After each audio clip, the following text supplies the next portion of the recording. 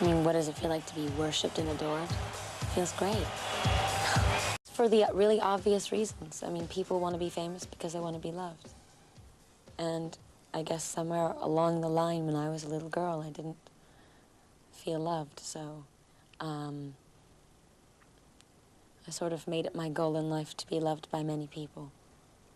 And I think most performers have that somewhere deep down inside of them, that they need to get a lot of approval and a lot of attention. That's where it starts. Now, I mean, what you end up doing with your fame and fortune or whatever is another story, you know. I think I didn't realize that being famous was going to be such a responsibility, and that everything I said or did was going to be scrutinized, and that I was going to be such a role model, and that I had, you know what I mean? And so once that happens, then you start realizing that everything you say is really important, and that what you say affects people. So I think you have to either take that responsibility and use it in a positive way, or get out of the limelight. Well, that's a damn lie. I just said that to be, you know, that's in the very beginning. I don't really care about my belly button so much right now. It's endlessly entertaining to me how people grab onto things and turn them inside out and endlessly scrutinize them and make them mean what they want to make them mean. I think it's funny, you know? And it's funny to see, it's funny to hear how people analyze the work I do, from my songs to my videos, and say, well, in a way it's great that they derive their own meanings from it, but I sometimes laugh and say, I never thought that for a second, you know, but I like it. It's good. That's what it's all about. It's about making people think. I went to Catholic schools. I went to church every Sunday. I got hit on the head with rulers by hostile nuns. I did a lot of bad things, and I didn't feel guilty about it because I knew I could go to confession at the end of the week and all would be forgiven. I thought the devil was in the basement of my house. My Catholic upbringing is probably the foundation of everything I do right now. In the Catholic Church, traditionally, you are a sinner. I mean, basically, I mean, the idea is that when Adam and Eve, you know, ate from the apple or had sex, from that day on, they were considered sinners, and all human beings are considered sinners, and so you're always striving to be good. When I met Christopher Flynn, my whole life changed. It wasn't just because studying dance with him gave me a focus, which is really important, and took me sort of out of what I consider to be a very humdrum existence. But he taught me about art and classical music and took me to museums, and he also took me out to my first gay discotheque, and I just saw a different side of life that I had never seen before.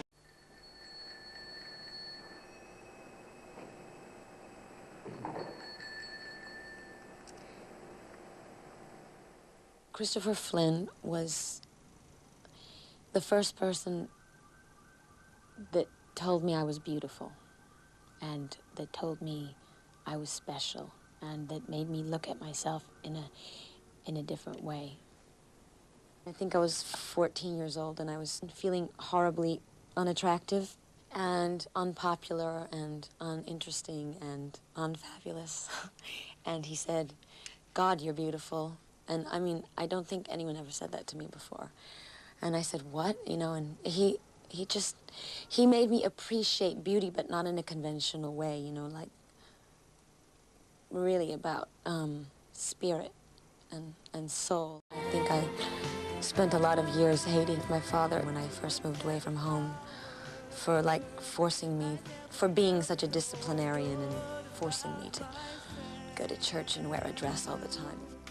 But I guess the older I get, the closer I feel to him, and the more accepting I am of what I consider to be his shortcomings. It's a learning experience to deal with my fears, to deal with my past, to deal with my life, and express myself through my work. And, I mean, let's face it, it's not 100% autobiographical. I draw from things that have happened to me. I basically can't take a shit without reading about it. Everybody seems to know what I'm doing every day in my life anyway, so I might as well not be ashamed or afraid to approach it in my artwork. I already feel vulnerable.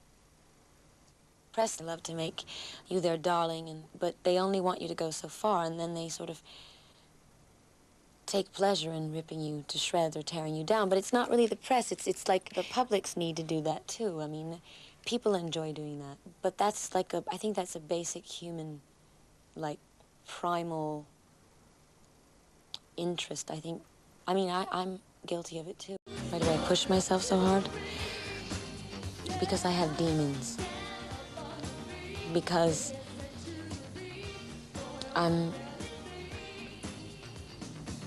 because I want to live forever. Because when I die, I don't want people to forget that I existed. Because I'm constantly looking for the truths in life, and maybe I'm afraid if I stop, I'm gonna miss out on something, you know? So, because I have so much energy that if I sat around for too long, I'd probably explode. Change is important because it means that you've grown, and it means that the life that you've lived, that you're living, has affected you.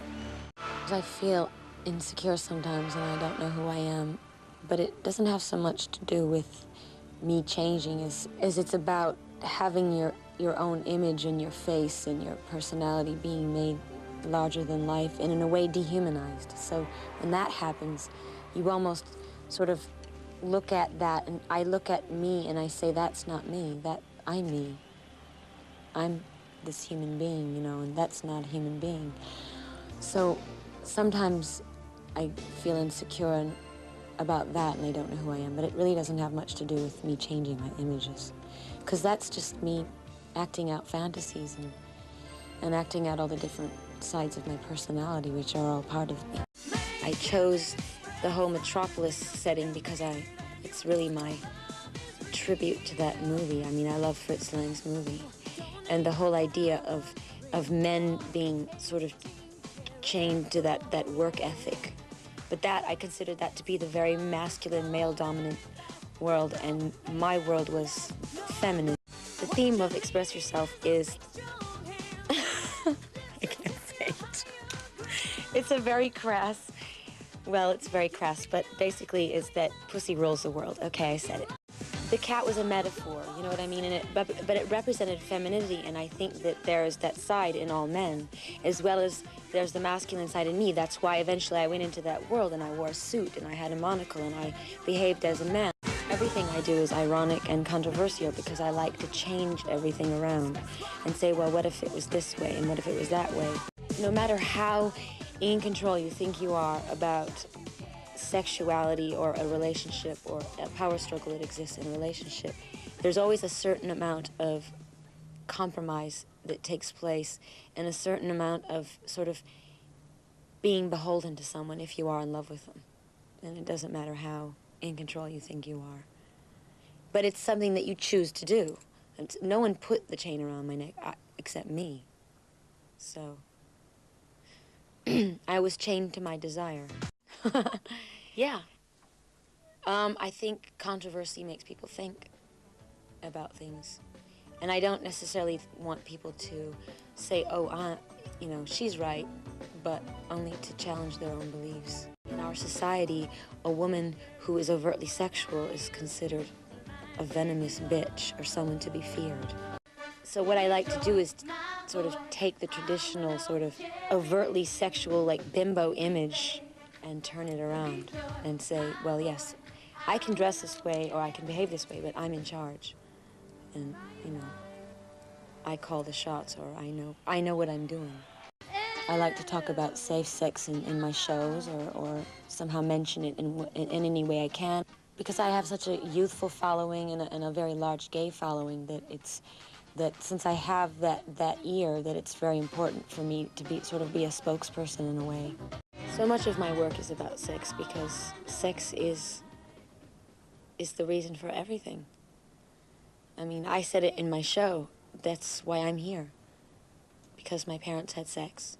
And everything that we do, you know, is sort of geared to that or about that or I mean, sex makes the world go round. I was exorcising myself of the guilt of the Catholic Church, meaning in the Catholic Church, sex is considered sinful unless you're married, and masturbation is certainly considered sinful. So first I was, I placed myself in a sexually dominant situation with men waiting on me, and I was masturbating. I know it was all fine until I started masturbating, and then when I started to do that, the men went away, everybody went away, because they couldn't deal with my sexual explorations or whatever.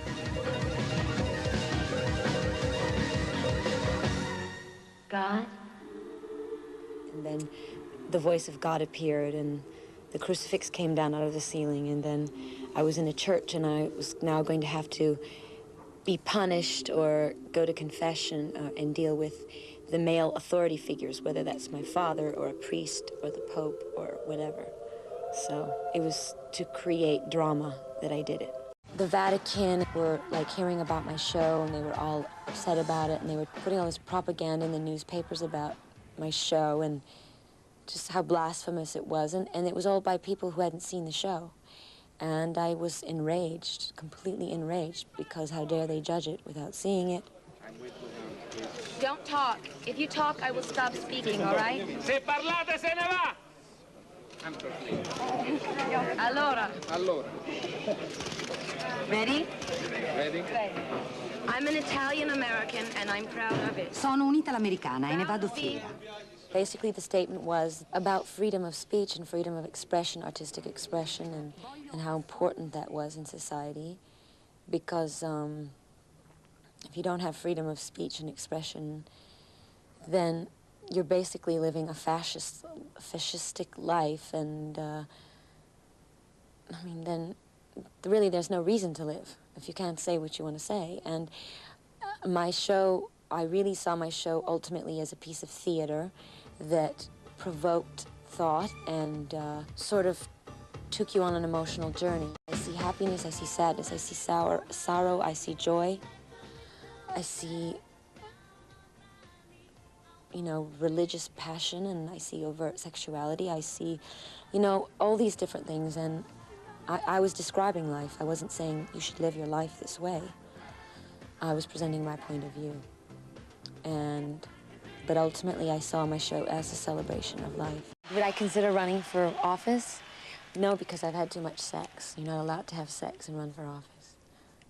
So I don't think it's a possibility.